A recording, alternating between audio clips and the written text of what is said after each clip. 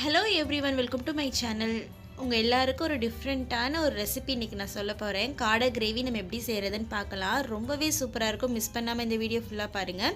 அதுக்கு முன்னாடி என்னோடய சேனலை சப்ஸ்கிரைப் பண்ணாதவங்க சப்ஸ்கிரைப் பண்ணி வச்சுக்கோங்க. இந்த வீடியோ பிடிச்சிருந்துச்சுன்னா லைக் பண்ணுங்கள். உங்கள் ஃப்ரெண்ட்ஸ் பார்க்கணும்னு நினச்சிங்கன்னா கண்டிப்பாக ஷேர் பண்ணுங்கள்.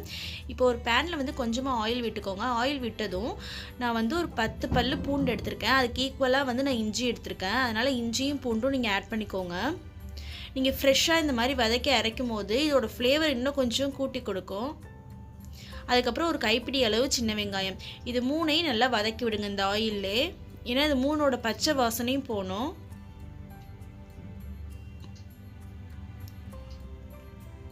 வதங்கினதும் கொஞ்சமாக கருவேப்பிலை ஆட் பண்ணுவோம். கருவேப்பிலை ஆட் பண்ணும்போது கூடுதலாக ஒரு டேஸ்ட் கொடுக்கும், நல்லாயிருக்கும். ஆட் பண்ணி எல்லாம் வறுபட்டதும் நம்ம ஒரு பிளேட்டில் வந்து ட்ரான்ஸ்ஃபர் பண்ணிக்கலாம். பாருங்கள், இந்த அளவுக்கு வறுபடணும். இப்போ ஒரு பிளேட்டில் மாற்றிக்கலாம். பாருங்கள், மாற்றியாச்சு. நெக்ஸ்ட்டு அதே ஆயிலில் வந்து நான் 2 டேபிள் ஸ்பூன் அளவு மிளகு ஆட் பண்ணிக்கிறேன். அப்புறம் 3 டேபிள் ஸ்பூன் அளவு ஜீரகம் ஆட் பண்ணிக்கிறேன். மிளகை விட கொஞ்சம் கூட ஜீரகம் ஆட் பண்ணணும்.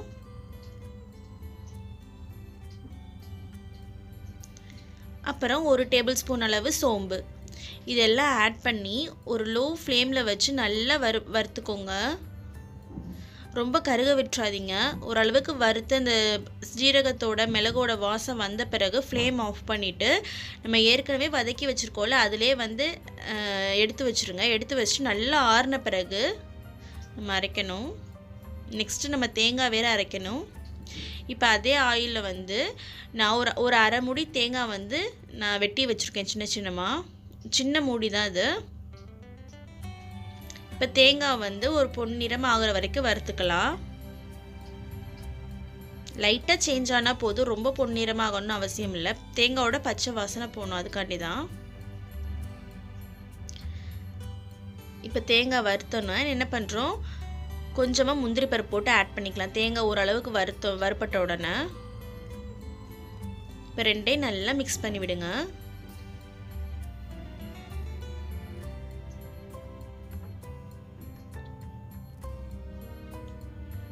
இப்போ முந்திரி பருப்பும் தேங்காயும் வறுப்பட்டுருச்சு.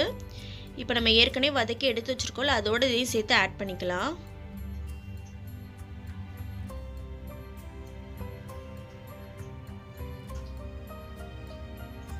அதே பிளேட்லேயே எடுத்து வச்சுருங்க.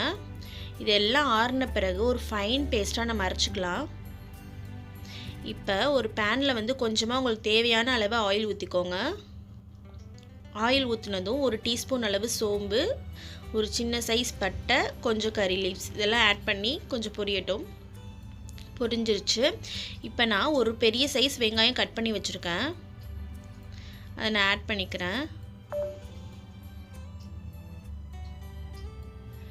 வெங்காயம் ஆட் பண்ணதும் நல்லா வதக்கி விடுங்க.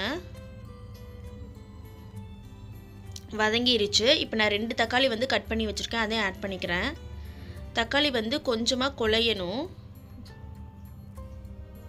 அதுக்கு கொஞ்சமாக உப்பு ஆட் பண்ணிக்கலாம். இப்போ நல்லா மிக்ஸ் பண்ணி விடுங்க. இந்த அளவுக்கு தக்காளி வெந்ததும் ஒரு பிஞ்ச் அளவு மஞ்சள் பொடி, உங்கள் காரத்துக்கு தகுந்தாப்பில் chilli powder, 1 spoon chilli powder போட்டிங்கன்னா 2 ஸ்பூன் வந்து கொரியாண்டர் பவுடர் போடுங்க. அப்புறம் 1 டீஸ்பூன் அளவு கரம் மசாலா எல்லாம் போட்டு நல்லா மிக்ஸ் பண்ணி விடுங்க ஆயிலே. இப்போ கொஞ்சமாக தண்ணி விட்டுக்கலாம், இந்த மசாலா எல்லாம் வந்து கரிஞ்சிடாமல் இருக்கிறதுக்கு.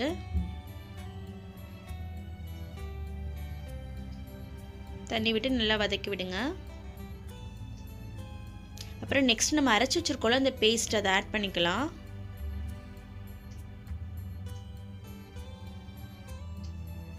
அந்த பேஸ்ட்டை ஆட் பண்ணி இந்த ஏற்கனவே மிளகாப்பொடியெல்லாம் போட்டிருக்கலாம் அதோடு நல்லா மிக்ஸ் பண்ணி விடுங்க. எல்லாம் கலந்து விடுங்க.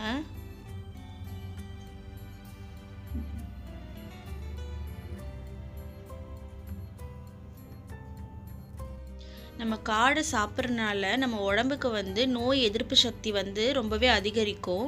நம்ம சிக்கனை சாப்பிட்றத காட்டிலும் இது வந்து ரொம்பவே நல்ல மருத்துவ குணம் நிறைஞ்சது. பாருங்கள், காடை வந்து நான் முழுசாகவே ஆட் பண்ணுறேன். நல்லா கட் பண்ணி வாஷ் பண்ணி வச்சுருக்கேன். இன்றைக்கி நான் 4 காடை வாங்கியிருக்கேன்.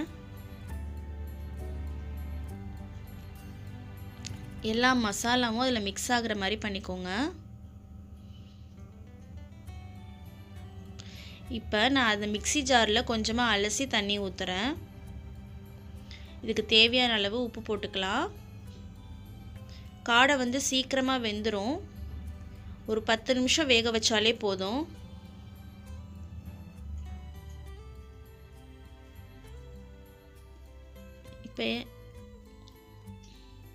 இப்போ லிட்டு போட்டு க்ளோஸ் பண்ணி வைக்கலாம்.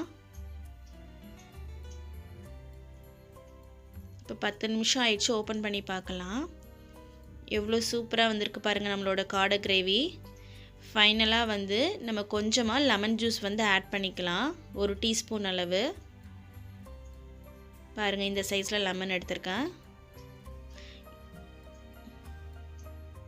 உங்ககிட்ட லெமன் இல்லாட்டி நீங்கள் கொஞ்சமாக புளி வந்து கரைச்சி ஊற்றலாம். இப்போ ஃபைனலாக கார்னிஷ்க்கு நான் கறி லீவ்ஸ் ஆட் பண்ணுறேன். அவ்வளோதான், முடிஞ்சிருச்சுங்க. நம்மளோட சூப்பரான காடை கிரேவி எவ்வளோ சூப்பராக ரெடி ஆகிருக்குன்னு பாருங்கள். கண்டிப்பாக மிஸ் பண்ணாமல் வீட்டில் உடனே போய் காடை வாங்கி இதே மாதிரி செஞ்சு பாருங்கள். செஞ்சு பார்த்து உங்களோட கமெண்ட்ஸ் எனக்கு கண்டிப்பாக போஸ்ட் பண்ணுங்கள். இவ்வளோ நேரம் பொறுமையாக என்னோடய வீடியோ பார்த்ததுக்கு ரொம்ப ரொம்ப நன்றி. பாய் பாய்.